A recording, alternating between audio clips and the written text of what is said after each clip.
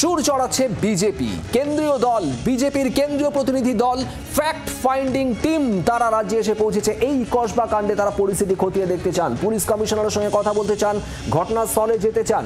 আপনাদের জানাবো মীনাক্ষী লেখি, সতপাল সিং, বিপ্লব কুমার দেব, মানন কুমার মিশ্র, এই 4 জনের প্রতিনিধি তারা সকালে আজ কলকাতা বিমানবন্দরে আসেন এবং তারপর কলকাতা পুলিশ কমিশনারের সঙ্গে তারা দেখা করতে চান, মুখ্য সচিবের সঙ্গে দেখা করতে চান।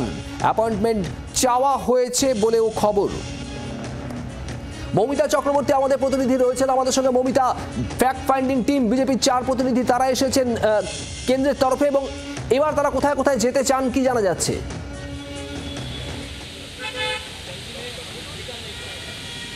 দেখো, যেমনটা জানিয়েছিলাম যে ইতিমধ্যেই তাদের তরফ থেকে মুখ্য সচিব সিএস এর কাছে এবং কলকাতার পুলিশ কমিশনারের কাছে সময় চেয়ে কিন্তু ইতিমধ্যেই মেল পাঠানো হয়েছে। যদিও এখনো পর্যন্ত সেই তরফ থেকে কোনো রকম কোনো সবুজ সংকেত বা কোনো উত্তর আসেনি এবং মুখ্য সচিব এবং পুলিশ কমিশনারের সাথে দেখা করার পর তারা প্লেস অফ অকারেন্স অর্থাৎ সাউথ কলকাতা ল কলেজে সেই জায়গায় তারা যেতে চান, সেই ঘটনাস্থল ভিজিট করতে চান। এক্ষেত্রে বিজেপির দাবি যে যেখানে রাজ্যে এই পরিস্থিতি তৈরি হয়েছে সেখানে তাদের আটকানোর কোনো কারণ নেই, কারণ তাদের সেই অধিকার রয়েছে, তাই তারা যাবেন এবং তারা বিশ্বাস করেন যে তারা সেখানে যদি যান সেখানে তাদের বাধা দেওয়া হবে না। কিন্তু দুদিন আগে যখন সুকান্ত মজুমদার তিনি ঘটনাস্থলে যাওয়ার চেষ্টা করেছিলেন, তাকে আটক করা হয়, তিনি লালবাজারে সারা রাত থাকেন এবং সুকান্ত মজুমদার তার পরিপ্রেক্ষিতে কিন্তু ইতিমধ্যেই পুলিশ কমিশনারের কাছে চিঠি দিয়েছেন এবং চিঠিতে 24 ঘন্টার মধ্যে উত্তর চেয়েছেন, যে উত্তরও এখনও সুকান্ত মজুমদার তিনি পাননি। তারপরেও বিজেপি কিভাবে এতটা আশা রাখছে সেই প্রশ্ন যখন করা হয় তখন সতপাল সিং এবং মীনাক্ষী লেখিরা বলেছেন যে যদি তাদের আটকানো হয় বা যেতে দেওয়া না হয় বা তাদের সাথে দেখা না করেন সেক্ষেত্রে তারা পরবর্তী রণকৌশলের কথা সংবাদ মাধ্যমকে জানাবেন। কিন্তু এই মুহূর্তে বিমানবন্দর থেকে এসে তারা নিউ টাউনের একটি হোটেলে উঠেছেন। দুপুর 2:30টার সময়ে সুকান্ত মজুমদার তিনি আসবেন, তার নেতৃত্বে এই টিম ঘটনাস্থলের দিকে যাওয়ার কথা রয়েছে। নজর রাখো মমিতা, ধন্যবাদ তোমাকে। এবং এই ফ্যাক্ট ফাইন্ডিং টিমে যারা রয়েছেন মীনাক্ষী লেখি, বিপ্লব দেবরা, তারা কি জানিয়েছেন শোনাবো আপনাদের।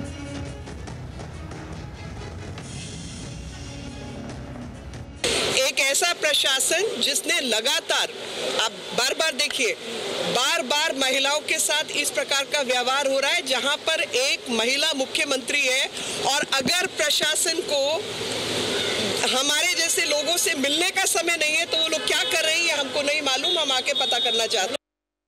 जितना हम लोग प्रशासन को जानते हैं, मेरे साथ डॉक्टर साहब भी हैं जो खुद कमिश्नर ऑफ पुलिस रहे हैं, तो जो प्रशासन को समझता और जानता है वहाँ पर जनता की मांग और जनता से संपर्क अनिवार्य है।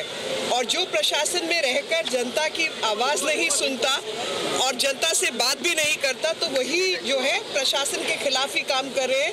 वो जनता की लोकतांत्रिक आवाज़ नहीं सुनते और काम नहीं करते।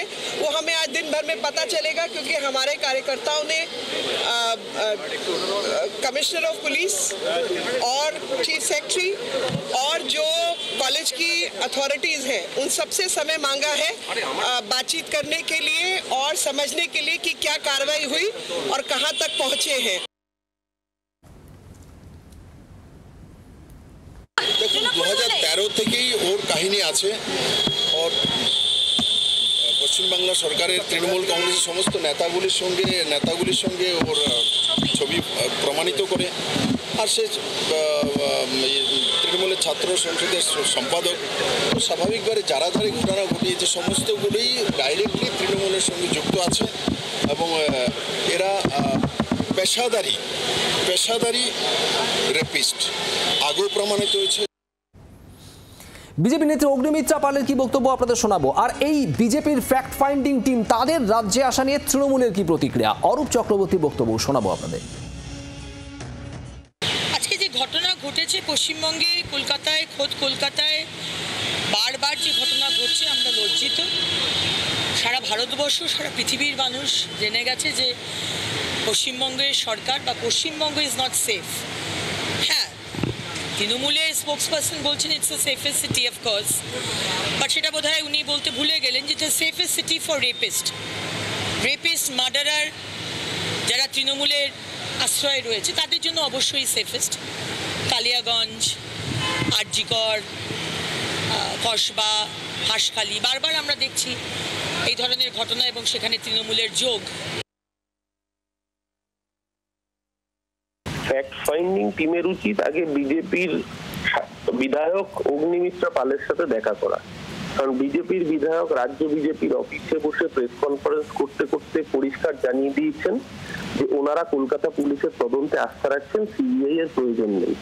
ফ্যাক্ট ফাইন্ডিং টিমের সবার আগে যাওয়া উচিত ছিল যখন বিজেপির বিধায়ক নিজে ধর্ষণ করে 4 জন সঙ্গীকে দিয়ে বিজেপির কর্ণাটকের বিধায়ক তার দলীয় সহকর্মীর সাথে অসভ্য কাজ করেছিল। এ রাজ্যের মুখে যদি কোনো অন্যায় হয়, মমতা ব্যানার্জির প্রশাসন প্রম্পট অ্যাকশন নেয়। 5 ঘন্টার মধ্যে এফআইআর লজ হওয়ার প্রত্যেক অভিযুক্তকে গ্রেফতার করেছে, কোর্টে প্রডিউস হয়েছে, আইনের পথে যথোপযুক্ত শাস্তি হবে। বিজেপি ফ্যাক্ট ফাইন্ডিং টিম, তবে বিজেপির নেতা মন্ত্রীরা যখন ধর্ষণে অভিযুক্ত তখন সেখানে গিয়েছে, আগে সেই প্রশ্ন এই ফ্যাক্ট ফাইন্ডিং টিমকে করতে বলুন। বাংলার আওয়াজ, বাঙালির আবেগ, জি 24 ঘন্টা।